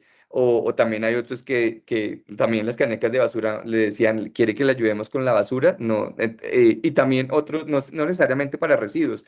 Por ejemplo, Copenhague es una de las ciudades que más utiliza la bicicleta como medio de transporte y entonces uno ve avisos en la calle donde dice, gracias por usar la bicicleta aun cuando llueve. Entonces son como esos pequeños incentivos, como les decía, no solamente es con leyes y grandes inversiones, sino también esto implica un cambio de cultura y como un cambio comportamental. Entonces, sí, la literatura que muestra que los estudios, o sea, han mostrado que los noches bien diseñados van a generar cambios de comportamiento entre 5 y 15% sin necesidad de obligación. Pero, por ejemplo, en Copenhague, lo que se ha demostrado con los datos es que con la separación de residuos en Copenhague, el aumento en participación ciudadana llegó hasta el 25% solo por rediseñar el entorno de la decisión. Entonces, sí, son bien importantes. Aquí en la siguiente lámina, pues uno, digamos, se pregunta, bueno, pero ¿qué es lo que hace que funcione en algunos lugares y en otros no? Y básicamente, para mí, la conclusión es que este modelo de economía circular no funciona porque sí, sino porque todo el sistema está orientado para el mismo lado. Es decir, que pues, se ha como que generado un ecosistema muy bien diseñado desde el comienzo. Entonces, ¿eso qué quiere decir? Que, por ejemplo, en Dinamarca la circularidad se apoya en cuatro pilares muy importantes. Como lo mencionaba, políticas claras, las empresas están alineadas, le están apuntando a lo mismo, hay una ciudadanía comprometida adicionalmente y, pues, digamos también otro tema ahí es la tecnología y hay soluciones tecnológicas que son accesibles. Entonces, ¿esto que ha hecho? Pues, digamos, todo esto en que se ha fundamentado y también, como lo mencionaba antes María Paula y Marisol, como una cultura de confianza, no solo en el gobierno, sino en la gente, en mi vecino y en el largo plazo, con esa visión de largo plazo. ¿Por qué digo esto? Porque entonces aquí voy a pues, hablar de un poco de unos ejemplos de esas soluciones de economía circular que nos enseñaron en el curso que, digamos, me llamaron mucho, mucho la atención. Entonces, si quieres, pasamos a la siguiente lámina. Entonces, en la siguiente lámina uno, el primer ejemplo es lo que ellos llaman el DRS, que es el sistema de evolución de envases. Y pues este es como el ejemplo más simple, visible y exitoso. Pero aquí, digamos, este sistema, ¿en qué consiste? En que básicamente todos los recipientes o los envases, antes de salir al mercado, tienen un sello. ¿Cierto? Que puede ser reconocido por una máquina y básicamente, entonces cuando salen al mercado, cuando alguien va a comprar, yo voy a comprar una botella con agua, por ejemplo, o de algún líquido, entonces lo que se hace es que cuando se paga, el precio incluye como un depósito, como un precio adicional, que aquí lo que llamábamos finca, hace algunos años, que era muy coloquial, y básicamente que eso, digamos, ese precio que implica que lo que me incentiva es a que yo me tomo el agua, el líquido, y lo que hago es que yo lo llevo a una máquina, ¿cierto? Donde devuelvo el envase y básicamente la máquina reconociendo, pues digamos, el tipo de envase y el sello y el líquido, me devuelve a mí esa finca o o ese depósito que yo pagué adicional, ¿cierto? Y yo qué puedo hacer con ese dinero, básicamente, pues yo lo puedo utilizar en el supermercado para comprar otras cosas. Y de esa manera lo que se asegura es, como se genera el pequeño notch o el incentivo en este caso económico, y lo que se asegura es que la mayoría de todos los envases que salen al mercado retornan para que se vuelvan a reutilizar o a reconvertir en otro tipo de bienes. Entonces, aquí, digamos, el dato importante es que con este sistema, más del 90% de los envases retornables se han recuperado gracias a este sistema, que es el DRS o el Deposit Return System. Y entonces, al devolver la botella, lo que les decía, pues, o sea, el incentivo en qué consiste, en que las personas van a recibir un dinero, un crédito en los supermercados. Pues bueno, esto es importante que la regulación dice que esto tiene que ser obligatorio para productores, es decir, no hay ningún envase o ningún líquido que salga al mercado sin que esté registrado en el sistema con este sello. Y pues al final es fácil para los consumidores y pues también es económicamente viable. Entonces de esto se trata, como de generar estos pequeños incentivos. Entonces, este ejemplo es uno de los más eficaces porque lo que nos enseña es que la botella vacía no es basura, es valor, ¿cierto? Y cuando el sistema lo reconoce y lo hace fácil, pues las personas participan. Entonces, en lo que les decía, en Dinamarca no hay botellas en la calle porque el sistema hace que regresar el envase pues sea lo más lógico y tenga sentido. Entonces, si quieres, entonces, ese es como el ejemplo, digamos, más llamativo. Hay otro que ya tiene que ver con el nudging que también me pareció muy importante y es, aquí este ejemplo ya habla un poco de lo cotidiano, del hogar, de cómo el detalle que facilita o dificulta actuar bien. Aquí, ¿qué pasaba? Y es que la municipalidad pues digamos, o sea, el ejemplo que lo que yo pretendo aquí, o para mí lo que me llamó la atención, es que aquí se muestra cómo el gobierno detectó barreras reales, responde con diseño, empatía y recursos gratuitos, pero el punto es que no impone, sino que facilita. ¿Qué pasaba? Y es, pues digamos que lo que estaban viendo es que los residuos orgánicos, los que provienen de la comida, pues digamos que no se estaba haciendo bien las separaciones, se estaba mezclando todo y pues básicamente, ¿qué hicieron el gobierno? ¿Qué fue lo que hizo? Dijo, bueno, vamos primero, porque están muy basados en datos, a hacer una encuesta y vamos a preguntar por qué la gente no está haciendo la tarea de separar los residuos orgánicos en la casa, ¿cierto? Entonces, hicieron una encuesta, de acuerdo a esa encuesta analizaron los datos y pues se dieron o notaron que decían que lo que era muy dispendioso pasar de la cocina a donde estaban las canecas de basura llevando este material, porque los desechos de comida gotean, manchan, ensucian. Entonces, pues básicamente el gobierno se preguntó, bueno, ¿cómo vamos a promover la separación de residuos en la fuente? Y pues básicamente, o sea, el primero, como identificaron que no se hacía por la incomodidad o la falta de recursos adecuados, ¿cuál fue el incentivo?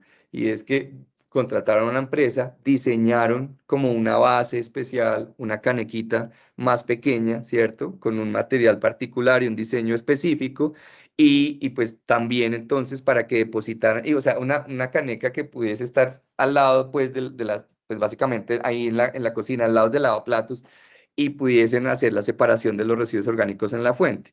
Entonces, pero además decían, bueno, pero no solamente la caneca, también tenemos que distribuir las bolsas. Entonces, si ven en la lámina, o sea, perdón, la gráfica de la izquierda superior, lo que muestra es como la canequita con la base, y abajo está también lo que hicieron es facilitar un poco, porque antes tenían que ir a recoger, son unas bolsas especiales, las verdes que son orgánicos, tenían que ir a las bibliotecas, pero se dieron cuenta que nadie iba por una bolsa, entonces lo que hicieron fue poner dispensadores, ¿cierto? En varios espacios públicos, en áreas residenciales, para que la gente, y también si ven en bueno, en la foto no sé si se alcanza a ver, pero está en el dispensador y abajo también está la caneca, son gratis.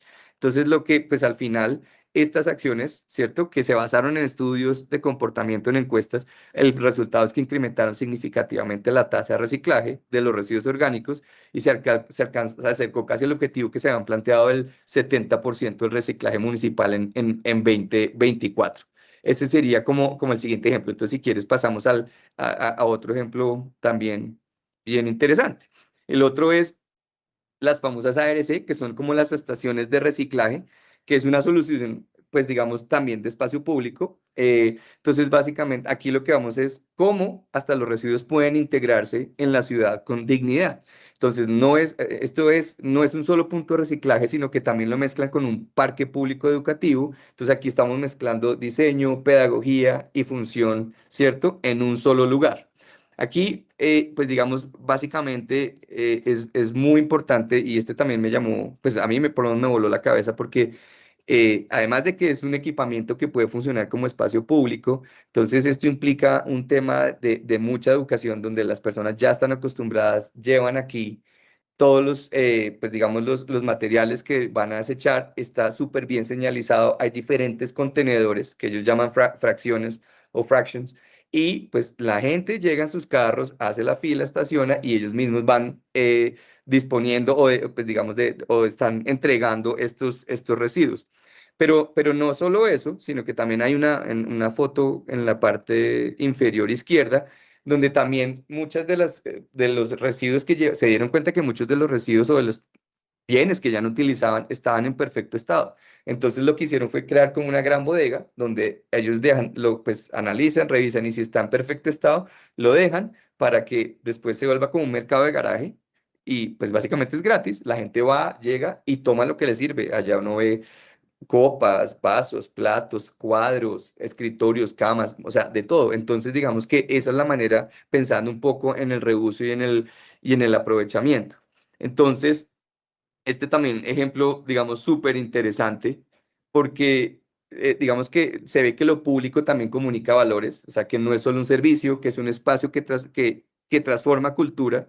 Y pues nuevamente, estos centros de reciclaje, digamos, no son un punto de reciclaje, es un lugar de encuentro porque, o sea, la gente nos contaba que, digamos, la profesora decía, muchas veces yo voy con mis amigos, nos vamos el domingo y es el plan, ir allá a dejar las cosas, a disfrutar un poco el parque, ¿cierto? Entonces esto como que genera experiencias ciudadanas. Entonces aquí lo interesante es que cómo se transforma la relación con los residuos, ¿cierto? De algo que escondemos a algo que entendemos y gestionamos con orgullo y que la circularidad también pasa por el lenguaje de los espacios públicos. Y bueno, entonces aquí ya pasamos a la siguiente lámina. Este también fue uno de esos casos que de verdad a mí me voló la cabeza y esta es una empresa que se llama Moon y que básicamente lo que está haciendo es, pues a partir de investigación y desarrollo, están ya en el prototipo construyendo viviendas que son impresas en 3D a partir de un polímero mezclado con residuos. ¿Cuál es el principal componente? Y es la fibra de vidrio. Como saben, pues digamos, una de las principales fuentes de energía de Dinamarca es la eólica, que son esas grandes hélices, y pues estas tienen una vida útil y lo que estaban haciendo era que las estaban enterrando, ¿sí? En los rellenos sanitarios, pero se dieron cuenta que tiene un material que es esta fibra de vidrio que se puede reutilizar. Y básicamente... Este ejemplo para mí es como el perfecto caso que muestra cómo la innovación tecnológica puede resolver varios problemas a la vez. En este caso, residuos difíciles, que era la fibra de vidrio, y un tema que es como la falta de vivienda asequible. Entonces, básicamente, a partir de residuos se están creando hogares. Entonces, digamos que del reciclaje de estos objetos, aquí también vemos cómo del reciclaje de objetos pasamos al reciclaje de materiales para generar bienestar. Entonces, como les decía, este proyecto mezcla impresión 3D con residuos plásticos y de madera también para construir viviendas. Y pues digamos, aquí otra vez nuevamente, en lugar de ver los residuos como un problema, se está viendo como una materia prima para dar soluciones sociales. Entonces aquí, nuevamente, este es el perfecto ejemplo de cómo lo circular puede atacar varias crisis al tiempo, como la ambiental, la habitacional y la innovación, y con tecnologías cada vez más accesibles. Si quieres, pasemos al siguiente. El último ejemplo es otra empresa que se llama Solum y que lo que hace es, se enfoca en el reciclaje de los residuos que son, de los residuos de construcción, ¿cierto? Y también en los residuos orgánicos.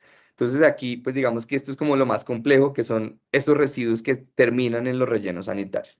Entonces aquí vemos cómo la escala, la tecnología, la coordinación entre los sectores y la circularidad es real, y pues que esto no es un piloto, ya es una política, es una empresa que genera rendimientos, ganancias, y que pues tiene una infraestructura muy bien montada y que trabaja, o sea, ha sido también muy, muy exitosa. Entonces, básicamente, qué es lo que hace Solum? Entonces, Solum también es una empresa que procesa más de 400.000 toneladas al año de residuos de construcción complejos, como son, pues, o sea, los residuos de construcción y demolición, y también residuos orgánicos y sobre todo de jardinería, y a partir del procesamiento que está generando, entonces compostaje, biogás, y también está generando, ¿cómo se dice? Mejoradores de suelo, como una especie pues digamos, un aditivo que le ponen a los suelos para que no tengan que usar químicos en el suelo para pues, la siembra la siembra de alimentos. Entonces, este también nuevamente es un ejemplo de cómo la economía circular a gran escala, donde lo público y lo privado colaboran, ¿cierto? Tienen una visión de largo plazo, y aquí lo importante es que esto ya ocurre. Entonces aquí con estos ejemplos, para mí, digamos, como la principal conclusión es que la economía circular no es una idea lejana, ¿cierto? Que ya se está aplicando en envases, en comida, en espacios públicos, en vivienda y en construcción. Sí es técnica, pero también es emocional. Yo creo que es un tema de cultura, es urbana, es industrial, y yo lo que pues yo veía es que tal vez aquí no funcione perfectamente, pero si ya está funcionando en un país como Dinamarca, pues también puede que no funcione exactamente igual, pero nos puede inspirar. Entonces, vamos a la siguiente lámina. Entonces, aquí la pregunta es, que también en algún momento lo mencionaba Mara Paula, es, bueno, ¿cómo hacemos, cómo llevamos todos estos ejemplos a Bogotá? Y aquí el mensaje es claro, no vamos a copiar a Dinamarca. Aquí lo que tenemos que hacer es adaptar y construir una versión local de circularidad con la que tenemos, lo que tenemos, y pues adaptada como a nuestra cultura. Entonces, porque este es como simplemente el abrebocas para decir, bueno, a mí me tocó pensar en un plan de acción. Dije, bueno, ¿cómo voy a llevar esto a materializarlo? Entonces, si quieres, vamos a la siguiente lámina. Entonces, aquí, pues básicamente estos son datos de diagnóstico donde lo que uno llega a pensar es que el problema no es de residuos orgánicos, el problema de residuos orgánicos en Colombia es que hay demasiado diagnóstico, tenemos muchas cifras, pero poco acción, ¿cierto? Y aquí entonces seguimos tratando los residuos aprovechables como desechables y nos estamos quedando sin lugares para arrojarlos. Entonces, básicamente, aquí son unos datos de diagnóstico, así como para que nos quedemos con estos datos. En Colombia, entre el 60 y el 62% del total de los residuos municipales son orgánicos, ¿cierto?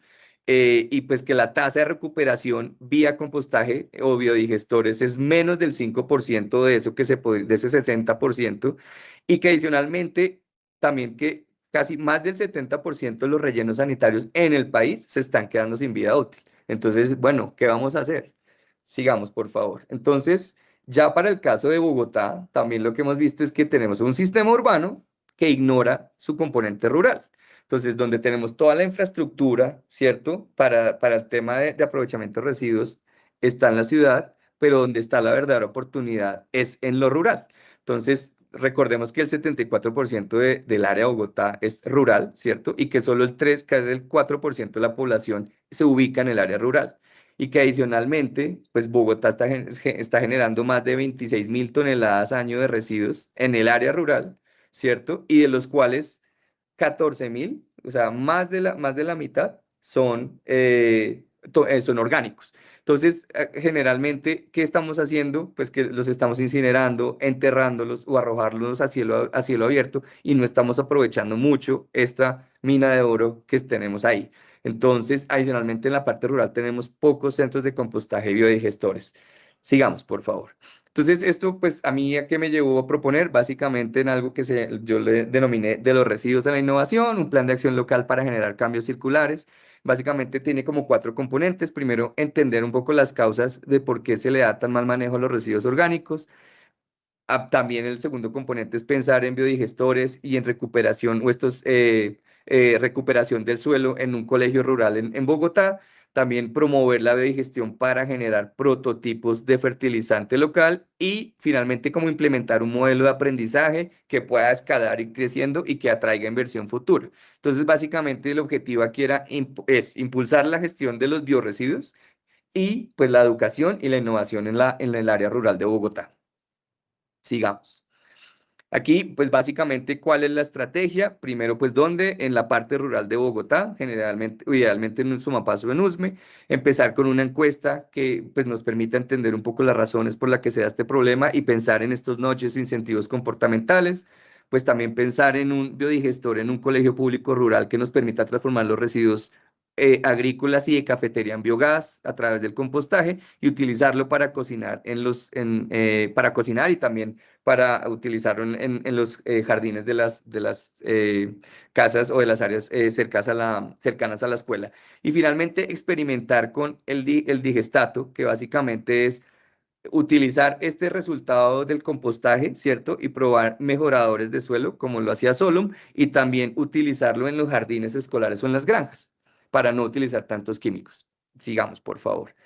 Aquí, pues básicamente es mostrarles que, no voy a leer todos los actores, pero pues hicimos un análisis de actores donde muestra que, pues, y también lo mencionaba, la economía circular no avanza sola, que se construye entre muchos actores, y este fue un tema que también me llamó mucho la atención, y es que yo le preguntaba a uno de los profesores que cuál creía que era el éxito, y decía que para él el principal factor era la participación y la gobernanza. Aquí habían muchos actores involucrados y por esto teníamos que tenerlos en cuenta todos. Sigamos, por favor. Y bueno, pues nada, esto es como un resumen. Yo, pues básicamente aquí al final la frase filosófica es que yo creo que a veces uno sí necesita salir un poco de la ciudad o de su entorno para poder entender mejor cómo transformar la ciudad, ¿cierto? Entonces, yo creo que pues después de estos cursos y tal vez Marisol y María Parla lo pueden también comprobar, pero uno regresa con muchas ideas, pero también con muchas preguntas de cómo vamos a lograr que esas grandes ideas se hagan realidad en nuestra ciudad y bueno, sobre todo también con más ganas de construir desde la posición en la que estamos en este momento. Entonces, ya yo creo que eso sería como todo. Esto es ya ahora sí la verdadera frase filosófica y es como que yo creo que la economía circular no es una palabra de moda, sino que de verdad es una respuesta práctica y contundente a la realidad que estamos afrontando, donde los recursos son más escasos y pues los sistemas están sobrecargados y la confianza pública cada vez es más difícil de ganar. Eso sería todo, Sara. Espero no haberlos aburrido. Subsecretario Reddy, para nada, súper interesante, muchas gracias. Invito pues también a todos los que nos están viendo, incluso quisiera mencionar a Mariluz Quintero, que nos dice súper bueno ese método de reciclaje en Dinamarca. Orlando Cueca González también nos dice, debemos hacer algo con las heces de los perros en espacio público y los residuos orgánicos domiciliarios. Y pues como bien lo venimos haciendo, Níquel, cuéntanos nuevamente cuál es tu percepción final. Sí, bueno, muchas cosas de economía circular. Para no hacerlo tan largo, voy a enfocarme en una cosa y estoy muy feliz que hablaste de los orgánicos, Rey Adolfo. Muchas buenas observaciones de los sistemas en Dinamarca. Pero quiero elaborar un poco de la experiencia danesa en cuestión de los orgánicos, que es relativamente reciente. Pero como dijiste, la economía circular no es como una palabra de moda, porque 100 años atrás, y seguro como 1000 años atrás, todo era economía circular. Y todo estaba basado en el círculo de lo orgánico. Bueno, hoy en día, ustedes en Bogotá generan alrededor de 3.500 toneladas al día de orgánicos, mencionaste los 7.000 toneladas al día que genera la ciudad de Bogotá. Más o menos la mitad de eso son orgánicos. Y esos orgánicos generan mucha contaminación en Doña Juana y contaminan todos los otros tipos de materiales y lo hacen más difícil reciclar los otros materiales. Así que para mí lo que debe hacer Bogotá mañana es empezar con los orgánicos, como también implicaste en tu plan de acción. En Copenhague, los orgánicos que recolectan en las residencias se van a digestores. Igual, todo que nosotros generamos en los baños, todos los lodos que se acumulan en las plantas de tratamiento de aguas residuales, van a digestores en Copenhague. Y con esas dos fracciones de orgánicos generan suficiente biogás para toda la red de biogás de la ciudad y lo venden también. Y ese es un como ejemplo de economía circular de gran escala. Todos los orgánicos de la ciudad van a digestores. Esos digestores generan biogás que se usan en la red de gas de la ciudad para la cocina. Así que desde el baño a la cocina. Y bueno, Bogotá puede ser algo muy parecido. Si ustedes con las ambiciones muy grandes en cuestión de cambio de modelo de recolección y utilización o aprovechamiento de residuos de Bogotá que tiene el gobierno presente, si ustedes logran empezar a sistemáticamente recolectar orgánicos y utilizarlos, para mí sería un gran logro de esos 4 años del gobierno. Hoy en día hay digestores en Planta Salitre de tratamiento de aguas residuales. Está en marcha la gran inversión en Canoas, la otra gran planta de tratamiento de aguas residuales. Ahí pueden poner muchos digestores. Además, en Copenhague, afuera de las plantas de tratamiento de aguas residuales, los digestores están en el campo. Porque ahí también, como mencionaste, se generan muchos orgánicos en las zonas rurales y ahí hay espacio para poner digestores. Y ustedes pudieran hacer lo mismo. Obviamente, eso demanda colaboración con la región metropolitana o los otros municipios de Cundinamarca. Pero ahí veo gran oportunidad para Bogotá para hacer un paso importante en cuestión de mejorar la economía circular. Así es, Miquel. Pero ahí yo creo que ese es lo más importante que podía decir. Súper, Miquel, muchas gracias. De verdad que este Hablemos es un Hablemos privilegiado. Por eso, en este punto del Hablemos y llegando a nuestro cierre final, quiero invitarlos a todos a prender sus cámaras. Quisiéramos una foto, pues para que nos quede en el recuerdo de este espacio tan bonito que hemos construido el día de hoy. Entonces, los invito para que todos prendan sus cámaras. Vamos a tomar la foto. Listo, creo que ya nos quedó para el recuerdo. Muchas gracias a todos. Yo creo que con estos datos inspiradores y después de escuchar a los ciudadanos, a las intervenciones de los panelistas, desde sus experiencias en Dinamarca y contar con la presencia de Miquel Hout, queremos cerrar este Hablemos, dándoles las gracias a todos por compartir este espacio de la Escuela del Hábitat de Bogotá, donde prevalece el diálogo de saberes. No olviden visitar nuestra plataforma que en escuela.habitatbogotá.gov.co e inscribirse en nuestros cursos y lecciones abiertos para todos y para todas. Nos veremos en el próximo Hablemos. No se alejen mucho. Chao, chao. Gracias. Chao. Chao.